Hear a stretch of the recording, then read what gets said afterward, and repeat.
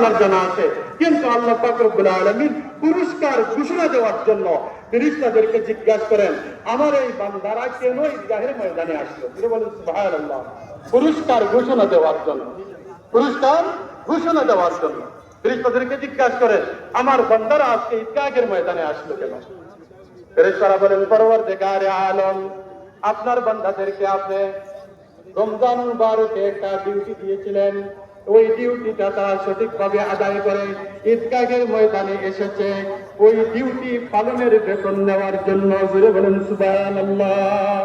পুরো এক মাস আপনি তাদেরকে একটা ডিউটি দিয়েছিলেন, ওই ডিউটিটা সঠিকভাবে আদায় করে ঈদগাহের ময়দানে আপনার বান্দারা এসেছে ওই ডিউটি পালনের বেতন নেওয়ার জন্য। আমরা পুরো এক মাস ডিউটি পালন করলাম কার? কি আওয়াজটা বলেন ভাই, কার? আরো জোরে বলেন। আল্লাহ, আল্লাহর ডিউটি আমরা পালন করি। ফেরেশতারা বলেন, পূর্ণ এক মাস ডিউটি পালন করার পরে ঈদগাহের ময়দানে এসেছে তাদের এই ডিউটি পালনের বেতন নেওয়ার জন্য।